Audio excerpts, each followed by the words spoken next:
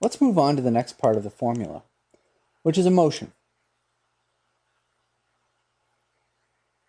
Emotion is often referred to as the power source in this equation.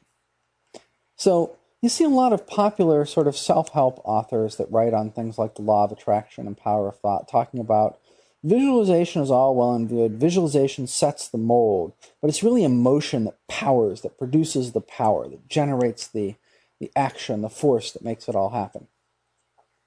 There's, practically no research on that.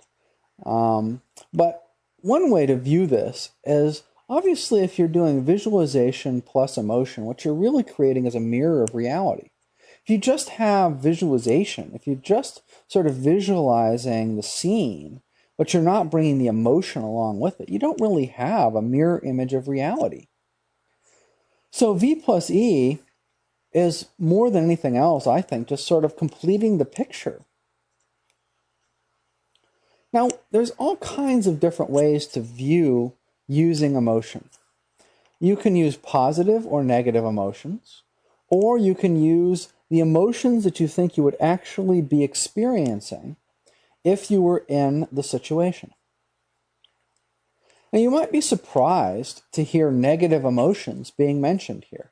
You might be thinking to yourself, well, why would I want to visualize something that I've always wanted and then use like a negative association with it? There's a very interesting person that I ran across, who I will sometimes mention. His name is Joe McMonagle. Joe McMonagle was a remote viewer for the Army. He's a retired enlisted man with the Army who spent a lot of time doing counterintelligence work, and then sort of towards the end of his career, got recruited very much against his will, and pretty much after the rest of his career it had been made clear that the rest of his career was gone away and he was never going to get it back, that he only had this one choice.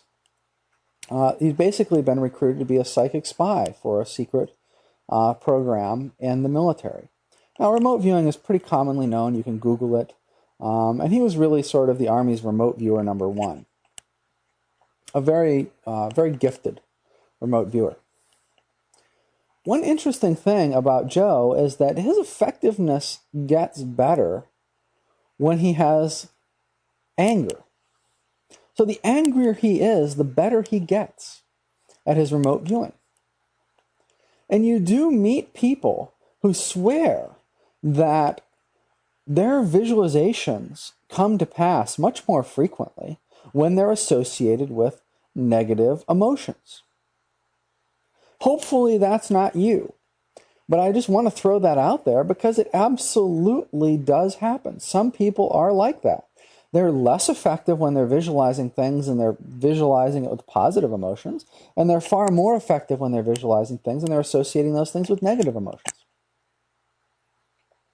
We'll talk about this just a little bit more in some examples as we move through this section. Now, a competing idea there is to visualize and feel the emotion that you would actually be feeling if you were doing what it was you were visualizing. So if you, visualize yourself, visualize someone giving you a large sum of money, probably you would feel very excited. But you might also feel very nervous. You might think, geez, I wonder how much taxes I'll owe on this. Or you might be thinking, geez, this is a huge pile of cash. How could I get it out of here, right? Emotions are very complex, and we're all very complex on an emotional level. And it's very important for you to realize that when I say make them real, that one of the two ways to do it is to make your emotions real, that you're a very complex emotional being, and that there really isn't a simple answer to how you'll feel in any situation, even if someone walks up and gives you a large sum of money. It's going to be a very complex set of emotions that go along with that.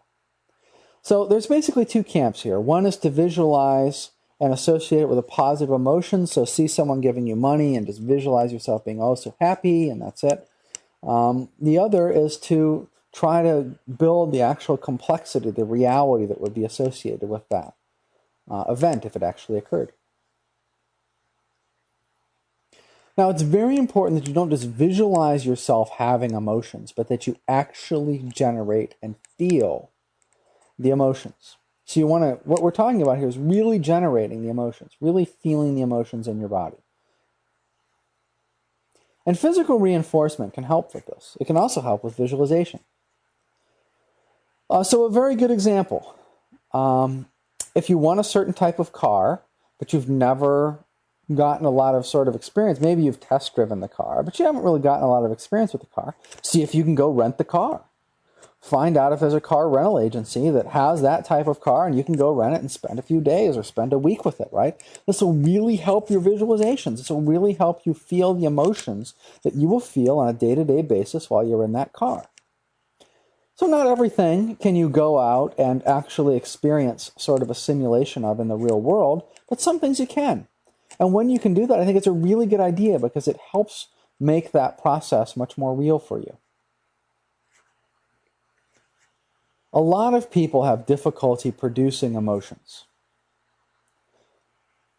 If you're one of these people, I want to walk through and talk about some of the things that you can do that can help you sort of generate emotions on demand.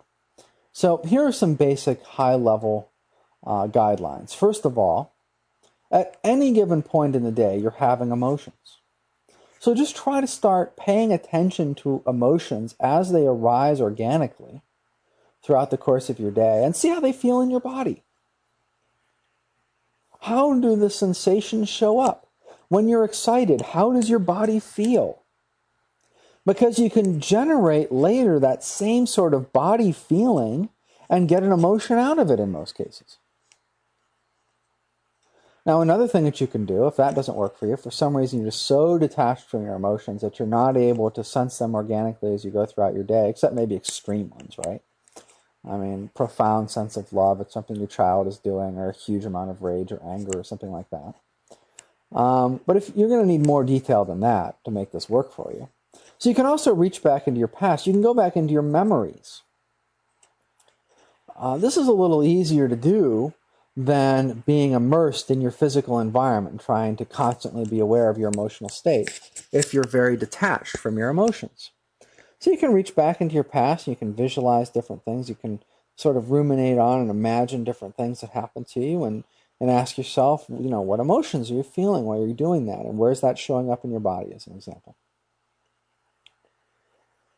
Now, if those don't work for you, there are people who actually teach how to generate emotion. There's acting methods. Actors have to be able to generate a wide range of emotions on demand. They're taught how to do that.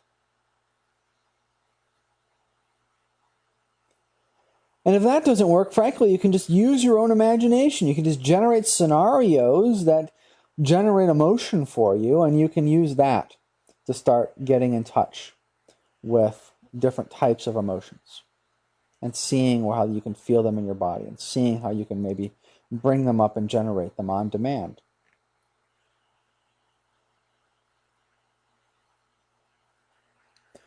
Now, once you've gotten in touch with your emotions in either your current or previous or imaginary experience, it becomes much easier to generate them on demand. And often the easiest way is to just start practicing how they make you feel. And again, for most people, you'll find this easiest relating to your body because emotions feel different. Now, there's a lot of different ways that you can classify this. So you can say, am I experiencing this as faster or slower? Some will feel light, others will feel heavy. Some will feel in very specific areas of your body. Some will be distributed over bigger sections of your body. Some will be in this area of your body, some in another area of your body. There's just all kinds of different ways that you can experience this. And if you can just make notes of that, and then you can reproduce those sensations in your body, lots of times what comes out of that is the emotion. So these are just some ideas if you have difficulty producing emotions, and if you're especially detached from emotions. Something to keep in mind, when you have an emotional response, you're probably also visualizing or imagining something in your head that produces that response. Our emotions are very, very tied up with our cognitive, with our thinking processes. So again, if you're having difficulty producing emotions, start trying to pay attention to those interactions that are going on inside you.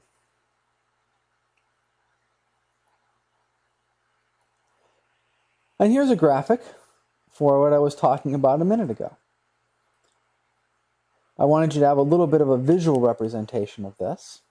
The idea of your emotions showing up in different ways in your body. Now, I know that many of you are already able to do this. And that's great. That's fantastic. But for those of you that aren't, you really should spend some time working on this. Don't just jump into trying the formula without being able to do these critical component of E.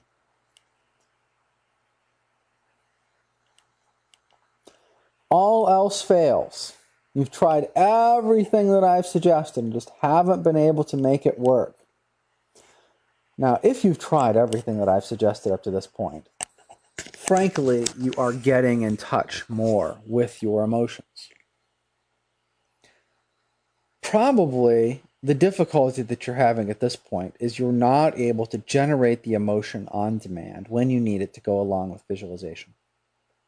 Well, there's something called neuro-linguistic programming, which you can go look up on the internet. We're not going to go into it now. And in that, there's a process called anchoring. And it's the idea that you can anchor specific things. In this case, we're talking about emotion. So anchoring a specific emotion to part of your body, as an example. Let me give you a great sort of thing to try. And it's what you see there in the second bullet point on this graphic. Touching your finger and thumb together. So just pick any finger and touch it to your thumb and do it at a certain speed, but keep that speed constant. And while you're doing that, experience an emotion, generate an emotion, right? I'm not asking you to have some big complex visualization. I'm saying generate an emotion. If you've done all the other things that I've had you do, that I've recommended up until this point, certainly at this point you're able to generate an emotion.